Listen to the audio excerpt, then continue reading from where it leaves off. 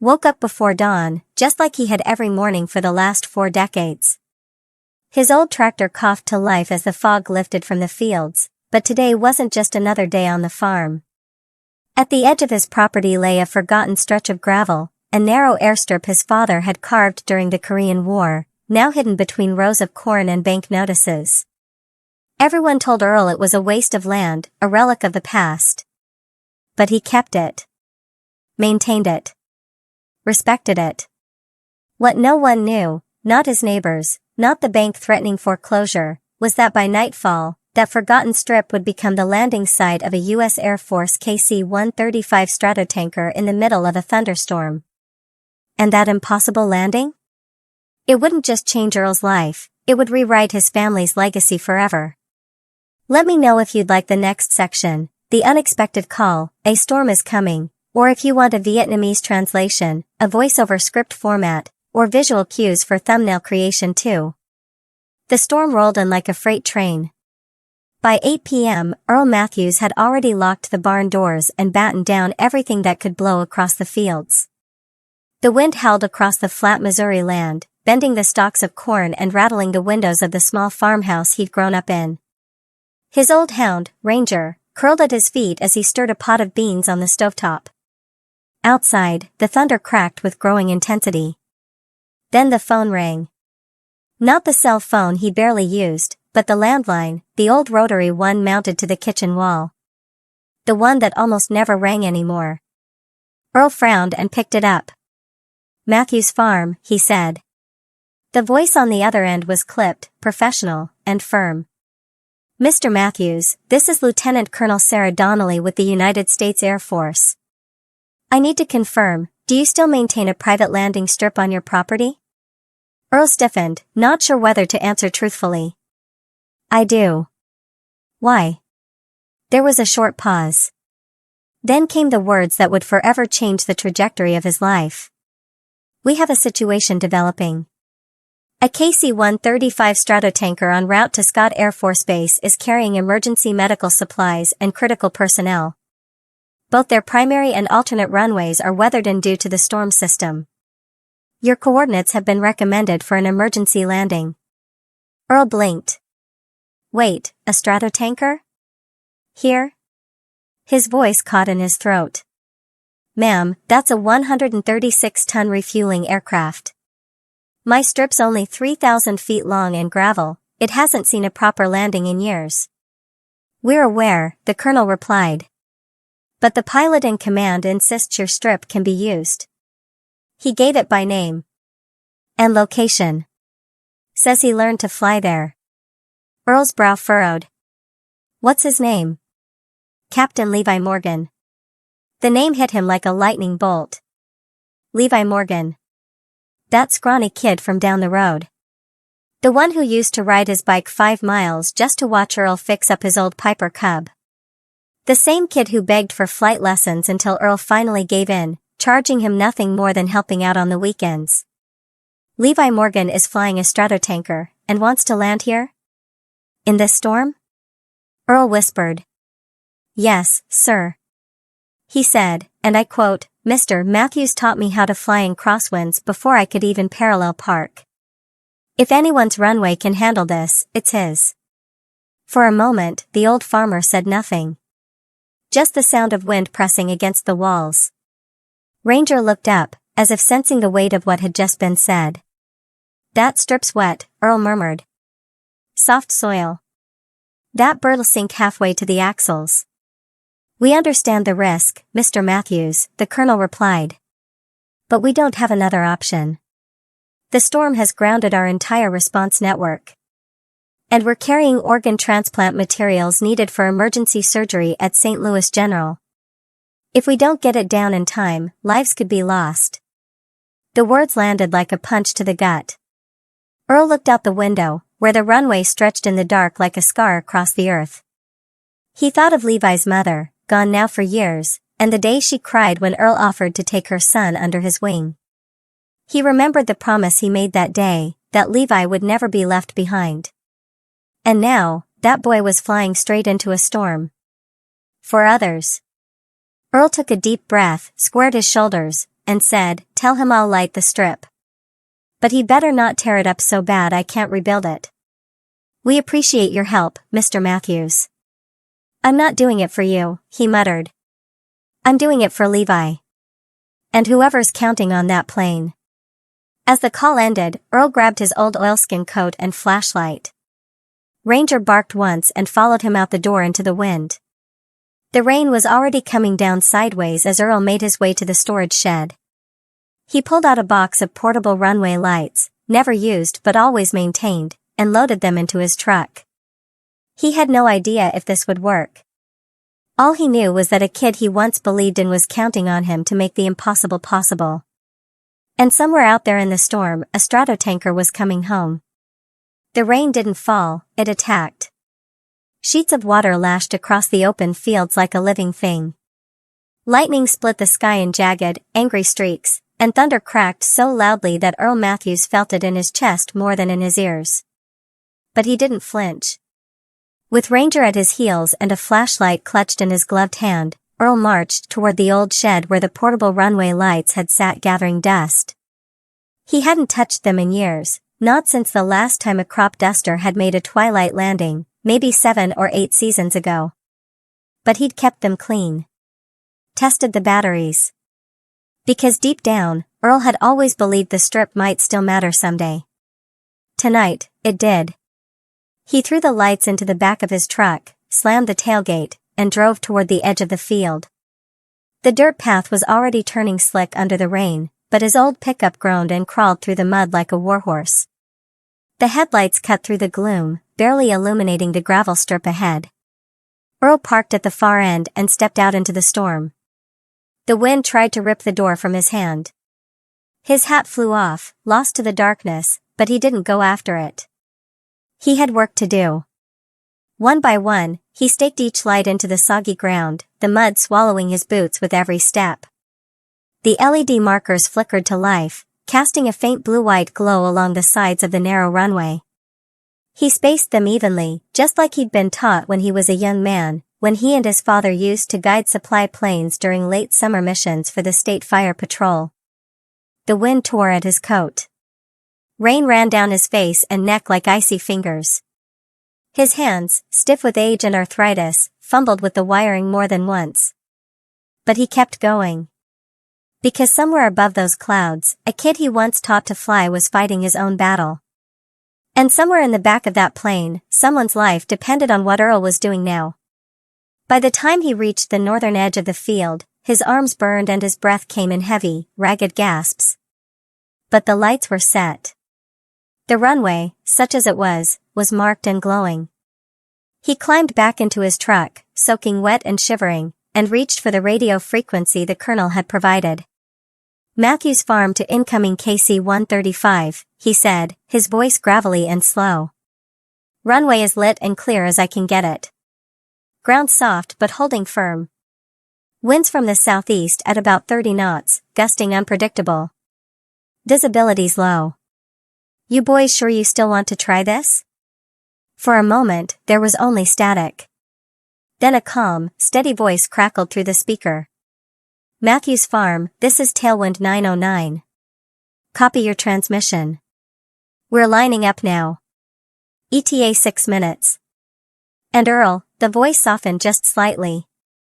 Thanks for lighting the way. Earl stared into the night. He knew that voice. Even though the man behind it was now a decorated officer and a pilot of a massive jet tanker, it was still Levi. Still the kid who couldn't reach the rudder pedals without sitting on a cushion. Still the boy who'd asked a quiet old farmer if dreams were too big for someone from nowhere. And now he was putting everything on the line, for someone else. The storm surged again as Earl pulled his truck to the side and turned the headlights toward the runway. Every bit of light helped. Every second counted. He stood outside, the rain now drenching him to the bone, and looked up into the storm-torn sky. And then, in the distance, he heard it. Not just the sound, but the vibration, low and steady. A sound no one forgets once they've heard it. The unmistakable thunder of 4 massive turbofan engines slicing through wind and rain. He could see nothing, just darkness and flashes of lightning, but the sound told him, it was coming. He held his breath. Ranger whined softly by his feet. Then, suddenly, the sky split open. Two blinding landing lights pierced the clouds like swords, and the monstrous silhouette of the KC-135 emerged, larger than life, angling downward in a steep approach that seemed suicidal. Too fast, Earl whispered. Too low. But it was too late to stop now. The plane committed to the descent, flaps fully extended, fighting wind and drag. And just as it seemed the storm would swallow it whole, the wheels touched down, hard, sending sheets of water spraying in all directions. Reverse thrusters roared. Mud and gravel shot out behind the tires. The plane screamed across the short runway, brakes straining, engines howling. Earl's heart pounded. His knuckles were white from gripping the truck's doorframe. And just before the edge of the field, it stopped. A breath. Silence. Then the radio crackled again. Tailwind 909 to Matthews Farm, we're down. Safe. Thanks to you. Earl let out a shaky laugh. Then leaned against his truck and whispered, You did it, kid. You really did it. The rain had softened to a steady drizzle by the time Earl Matthews trudged down the length of the muddy airstrip. His legs ached, and his coat was soaked through, but he didn't care. In the distance, the KC-135 Stratotanker loomed like a steel mountain, its engines now silent, its landing lights casting long shadows across the gravel. As Earl approached, the rear cargo ramp was already lowering with a mechanical whine. Inside, uniformed Air Force personnel moved with quiet urgency, offloading crates marked with red crosses and oxygen symbols. Despite the weight of the moment, the operation ran with clockwork precision, every man and woman there knowing time was still critical. But Earl's eyes weren't on the equipment. They were fixed on the tall figure stepping down the ramp, broad-shouldered, strong posture, but walking straight toward him with a boyish grin under the rain-slicked flight helmet. Mr. Matthews, the man called, voice half-choked with emotion. Still lighting up runways like you did 20 years ago? Earl stopped in his tracks, staring. Levi Morgan, is that really you? Levi pulled off the helmet, revealing damp brown hair and eyes that hadn't changed since the last time Earl had seen them. In the flesh. I told them it could be done. I told them, if Matthews built it, it'll hold. And it did. The two stood face to face for a moment that felt suspended in time. Then Earl stuck out his hand, but Levi ignored it and pulled the old man into a tight hug. You saved lives tonight, Levi said, voice low. But more than that, you kept a promise. Earl's throat tightened. I said I'd look out for you. Your mom made me promise I'd give you a shot. And Lord help me, Levi, you took that shot further than I ever imagined. Levi stepped back, his expression serious now. You're the reason I'm in the Air Force. You're the reason I ever believed a kid from a dusty backroad town could touch the sky. Earl's face flushed with emotion he hadn't shown in years. You did the hard part. You flew that monster onto a strip meant for crop dusters. I just hammered in a few lights. Don't sell yourself short, sir, Levi said. Without those lights, without this land, none of this would have been possible. They walked together toward the barn, where Air Force techs were temporarily staging the medical crates for transport. Earl handed a thermos of lukewarm coffee to one of the younger crew members, who took it gratefully and smiled like he hadn't had a hot drink in hours. Inside the barn, the old wooden beams creaked as rain tapped the tin roof like an audience applauding softly in the background. Levi leaned against a post, taking it all in, the dust, the warmth, the smell of hay and engine grease. It hadn't changed much. I remember helping you rebuild the carburetor on that old Piper, he said with a grin. You made me do all the dirty work. You needed to learn, Earl replied. Flying's not just about altitude. It's about grit. Same goes for living. Levi nodded slowly. It stuck. All of it.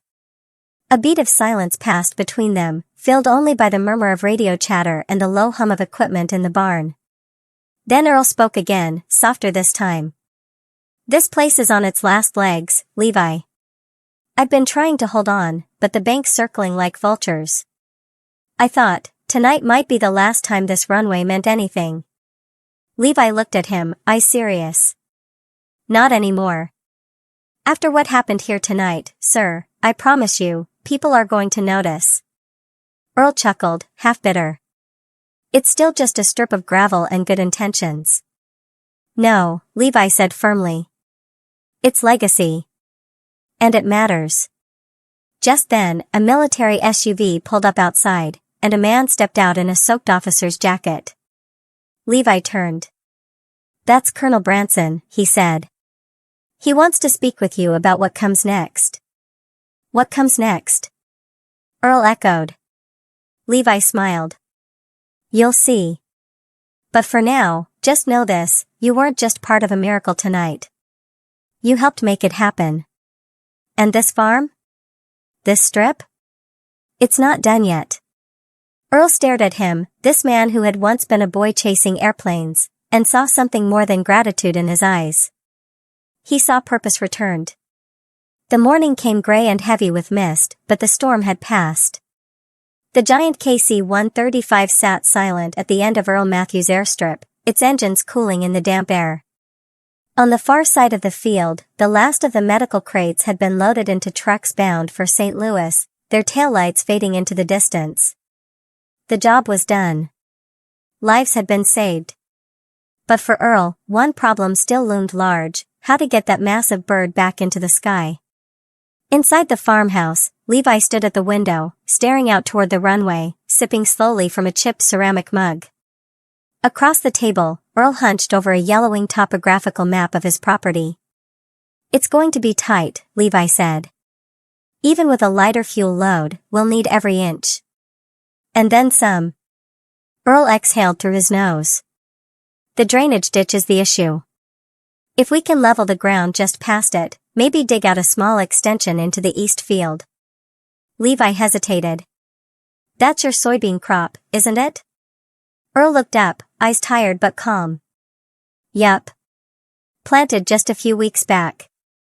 Might have gotten me through next season, if I still had a season to get through. Silence fell between them, thick with unspoken truths. Levi finally said, We'll compensate you, of course. The Air Force will cover the cost. It's not nothing. Earl stood up slowly, joints creaking. He walked to the back door and opened it. The field stretched out before him, lush and green even under the gray sky. That patch of land represented work, hope, and memory. It was one of the last corners of the farm he hadn't been forced to sell or lease. Losing it would hurt. But so did holding on to what was no longer working. Do it, he said softly. You need it to fly. Take it. Levi blinked. Are you sure? Earl nodded. Some things grow back. Others, they take off and never come back unless you let them go first. Within the hour, a crew of Air Force engineers arrived with equipment to flatten the drainage ditch and grade the field. Trucks moved in. Earth shifted. The eastern edge of the field, once furrowed with new life, became an extension of the old gravel strip. It wasn't glamorous. It wasn't permanent. But it was enough. As neighbors gathered along the road to watch, Earl stood just beyond the barn, arms crossed, hat low over his brow. Some of them waved.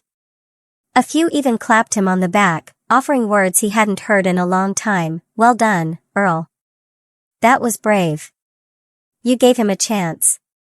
He didn't reply. Not out loud. But inside, something shifted. For years, he'd been holding tight to this land, convinced that letting go of even a foot meant defeat. But now he saw it differently. What he'd given wasn't lost, it had simply changed form. What had once been rows of soybeans was now a lifeline, a path carved for someone else's purpose. And somehow, that made it all worth it. By afternoon, the KC-135 was fueled and ready. Levi and his crew performed their final checks. Earl offered no speeches, no big goodbyes. Just a steady nod as Levi strapped into the cockpit, his eyes locking with the old man's one last time. The engine screamed to life. The crowd went still. The massive aircraft lumbered down the narrow, improvised runway, gaining speed, fighting gravity. For a moment, it looked like it might not make it. The original strip ended, and the new section loomed ahead. Then, just before the final edge, the nose lifted. The crowd erupted in cheers as the KC-135 roared into the sky, wheels folding under like wings retracted into memory. Earl didn't cheer. He didn't clap. But as he turned back toward the barn, a small smile crept across his weathered face. He had planted something new that day. Not in the soil, but in the sky. 3 days had passed since the impossible takeoff. The airstrip was quiet again. The storm had cleared, the trucks were gone, and the flattened eastern field now looked like it had always belonged to the runway. Earl Matthews was mending a fence at the southern border of his property when he heard the low growl of approaching engines. He looked up, squinting into the afternoon sun. 3 black SUVs were making their way up the long gravel driveway, kicking up dust behind them. Ranger barked once from the porch. "Easy, boy," Earl muttered, wiping his hands on a rag. The lead vehicle came to a stop, and a tall man in a crisp blue uniform stepped out. The silver stars on his shoulders gleamed in the sunlight. His presence radiated authority, but his expression was calm, almost respectful. "Mr. Matthews?" the man called out, extending a hand. "I'm General Franklin Rhodes, Air Mobility Command. Mind if we have a word?" Earl approached slowly, shaking the general's hand with a firm grip. "If this is about the crop damage, I already said it was worth it." The general smiled. "No, sir. We're not here to apologize. Quite the opposite." They sat down in the kitchen over fresh coffee, strong and a little bitter, just the way Earl liked it. The general didn't beat around the bush. "I've reviewed the mission report," he began. "Captain Morgan's landing was extraordinary. But what really caught our attention was the condition and location of your airstrip. Frankly, sir, it fills a critical gap in our regional emergency landing infrastructure." Earl blinked. "It's just a gravel strip. Been here since my father cleared it with a tractor and a dream." "Exactly," the general said. "That dream may have more value today than ever before." He leaned forward, his voice more personal now. "We'd like to formally designate your runway as an auxiliary emergency landing facility. That would include surface upgrades, lighting systems, and routine maintenance, all funded and managed by the U.S. Air Force." Earl was quiet. His fingers tightened around the coffee cup. "I don't know what to say." "You'd retain full ownership of your land," General Rhodes added. "We'd lease only the runway and a small buffer zone. You'd receive an annual facility management fee, plus a signed agreement that would protect the property from foreclosure or corporate acquisition." Earl's eyes narrowed slightly. "So Heartland Agricultural wouldn't be able to touch it?" "Not without going through the Department of Defense," the general replied with a smile. "Let's just say, that's unlikely." Earl chuckled softly, then looked out the window toward the runway, once a fading memory, now a symbol of renewed purpose. "I never thought I'd see the day this place mattered again," he said. "It never stopped mattering," the general replied. "It just needed a reason to shine again. And thanks to you, it did." As they walked back outside, Earl noticed a familiar figure leaning against one of the SUVs. Levi Morgan, dressed now in standard-issue fatigues, but grinning like the same farm kid from 20 years ago. "You knew about this?" Earl asked, raising an eyebrow. Levi shrugged. "Maybe. I might have mentioned the strip to the right people. Told them you still kept it in damn near perfect shape." "You mean I never should have let it go?" Earl muttered. "No, sir," Levi said seriously. "I mean you never did." Later that week, Air Force engineers returned to begin upgrading the strip. They installed polymer-reinforced surfaces to handle heavy aircraft, embedded solar-powered lighting, and built a secure radio station at the north end. A new sign was placed near the road. Matthews Auxiliary Landing Facility, EST 1952, reborn 2025. Neighbors began dropping by again, not out of pity, but out of pride. The man they once thought too stubborn to change had saved lives, and helped write a new chapter for national readiness. For the first time in years, Earl didn't feel like the last page in a forgotten story. He felt like a man who'd passed something on. A legacy, not just a piece of land. The morning sun spilled golden light across the newly paved airstrip, casting long shadows behind the freshly painted markers. A soft breeze moved through the trees that lined the field, rustling leaves like gentle applause. For the first time in decades, the Matthews farm wasn't just a farm. It was a federal facility. It was a symbol. And it was alive again. Earl stood near the barn, wearing his best flannel shirt and the cleanest pair of jeans he owned. He hadn't dressed up for anything in years, but today was different. The Air Force had invited him to the official ceremony marking the activation of the Matthews Auxiliary Landing Facility, complete with a brass band, speeches, and a flag raising by a local honor guard. He didn't care for the attention. Never had. But this wasn't about him, he kept reminding himself. This was about what had been built, and rebuilt, with grit, memory, and sacrifice. Vehicles lined the dusty road leading up to the farm. His neighbors came, many of whom had once told him to sell and let go. Local pilots came too, some wiping away tears as they saw the old airstrip transformed into something they'd never thought possible. Even the town banker showed up, smiling sheepishly and offering a firm handshake. For once, there was no mention of overdue statements or foreclosure notices, just respect. General Rhodes stepped up to the makeshift podium near the flagpole, the Air Force emblem behind him. Levi Morgan stood beside him in full dress uniform. Both men looked not like visitors, but like people returning to something sacred. Today, the general began, we honor more than a strip of gravel and asphalt. We honor a legacy, 3 generations who believed in readiness, in community, and in service. Earl Matthews didn't just preserve this runway. He preserved a spirit this country can't afford to lose. The crowd clapped, some standing. Levi took the podium next. His words were simple but hit home. I was just a kid when Mr. Matthews let me sit behind the yoke of his old Piper Cub. He didn't have to. But he saw something in me I hadn't seen in myself. That small act changed my life, and as you saw a few nights ago, it ended up helping save others, too. He turned toward Earl. You didn't just teach me how to fly. You taught me that tradition isn't weakness, it's strength passed down. And that strength made all this possible. Earl felt his throat tighten. He looked around, blinking against the bright morning sun. When the ceremony ended, Levi approached him with a small box. I never got to give this to you, he said, pressing it into Earl's calloused hands.